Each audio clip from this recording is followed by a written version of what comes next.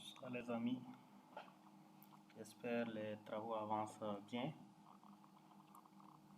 On se retrouve ce soir pour partager un outil qui va vraiment accélérer le processus de rédaction de vos propositions de recherche. Sans plus tarder, nous allons aller au niveau de ChatGPT pour voir la mise à jour. Donc pour avoir accès à l'outil, vous venez au niveau de ChatGPT, chat.openai.com comme d'habitude. Vous filtrez et vous prenez les dernières mises à jour des tests update. Voilà. Et dans les tests update, vous cherchez Smart. Tapez Smart.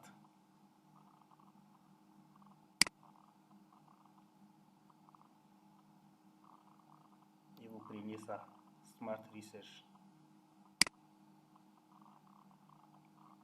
Donc, dans la barre ici, vous saisissez votre thématique.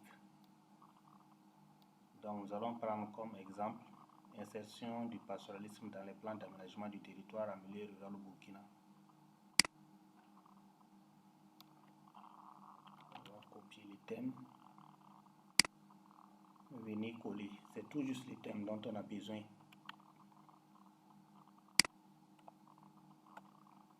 Et on fait entrer.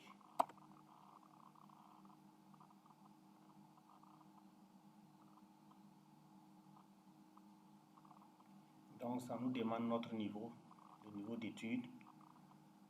Voilà.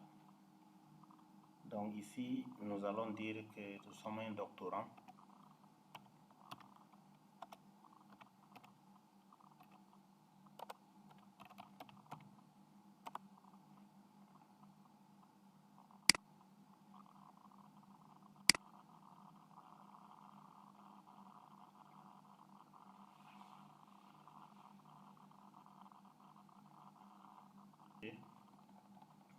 Comme vous le savez, ici, je ne suis pas satisfait de la proposition.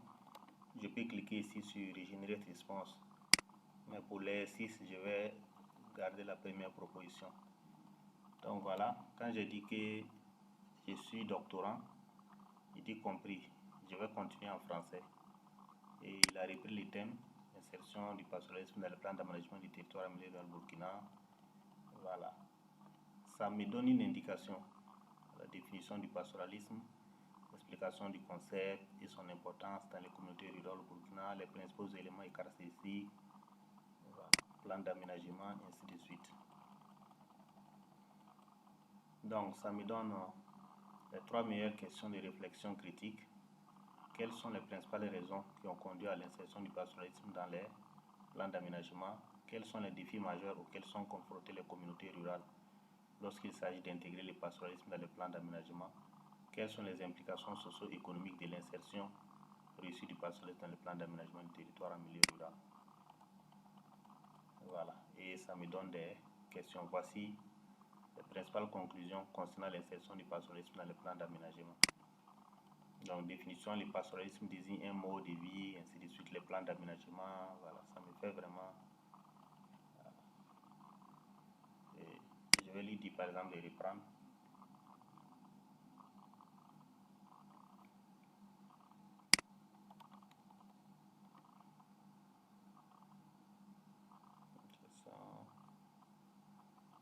Ça me demande de poser d'autres questions. Je vais lui demander par exemple les acteurs à impliquer dans l'étude.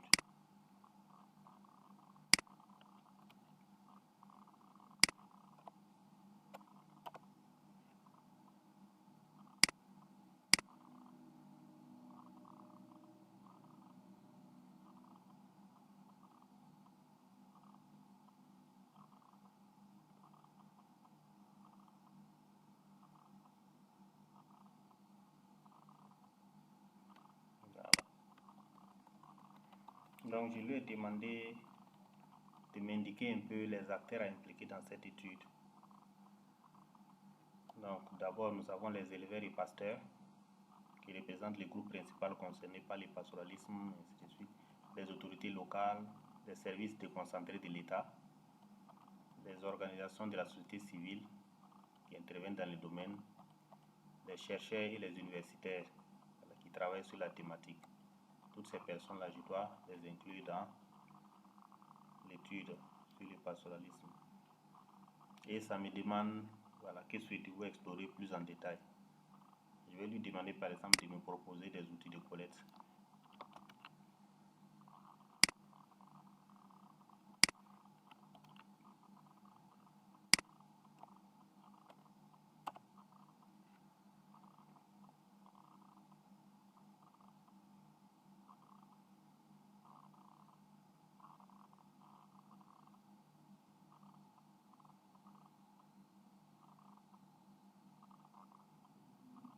Ça me dit d'abord pour les éleveurs pasteurs de mener des entretiens individuels, réaliser des entretiens en face à face avec les éleveurs et pasteurs pour recueillir leurs connaissances, leurs expériences, leurs défis, leurs suggestions concernant l'insertion, faire des focus group, des groupes de discussion, faire l'observation participante.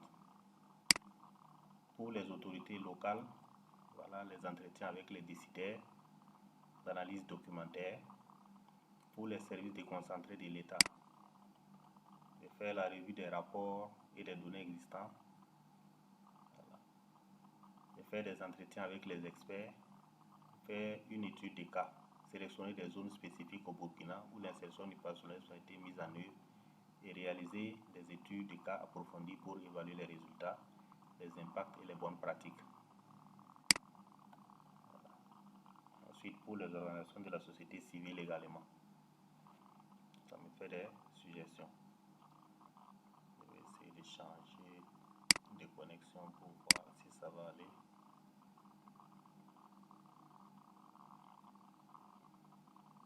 Ok. Voilà. Donc, je vais essayer de reprendre d'abord. Voilà. C'était un problème de connexion.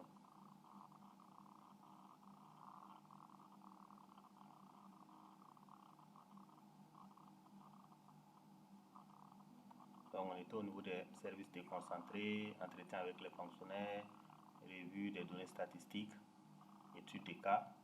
Pour les OSC, les organisations de la société civile, les entrevues avec les membres d'organisations, analyse des projets, on demande d'examiner les projets initiatives menées par la société civile, axés sur le pastoralisme, groupe de travail participatif.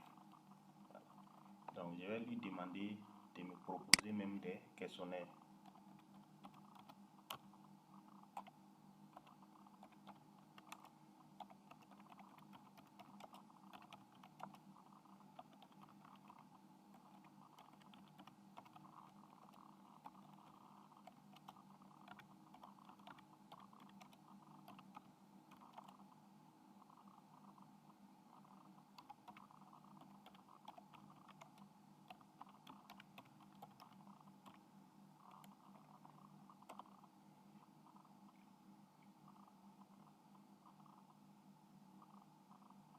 Comme vous le savez, c'est vraiment des propositions, hein. Vous devez retravailler et puis vraiment affiner ces outils-là.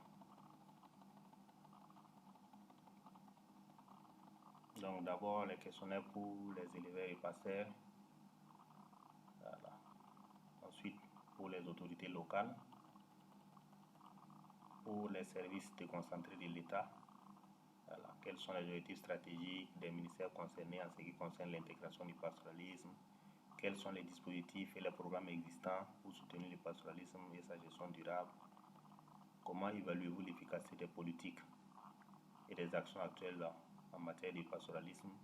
Quelles sont les difficultés rencontrées dans la mise en œuvre des politiques liées au pastoralisme? Quelles sont les bonnes pratiques, les exemples de réussite que vous pouvez citer? Ensuite, pour les OSC, voilà. Donc, vraiment, c'est un outil pratique. Toutes les questions que vous avez en tête, vous pouvez les poser. En tout cas, il va vous faire des propositions et à partir de ces propositions-là, vous pouvez améliorer et finaliser la rédaction de votre projet de recherche. Voilà. Donc, je pense que c'est l'essentiel de ce que je voulais partager avec vous. Et une fois de plus, je m'excuse auprès des participants qui avaient manifesté leur intérêt pour la formation du 15 juillet qui a été annulée. Voilà. Parce qu'on a un principe, on ne déroule pas un calendrier de formation sans au moins au minimum 10 participants. Donc même si c'est 9 personnes, on préfère rembourser et puis bon, reprogrammer la formation. Voilà. Donc le minimum de 10 là, c'est vraiment une condition à respecter avant qu'on déroule une session de formation. Donc on va essayer de voir s'il y a toujours des manifestations d'intérêt. On va voir comment replanifier la formation en fonction des calendriers de tout un chacun. Donc, je vous dis merci et à très bientôt pour d'autres outils sur cette chaîne YouTube.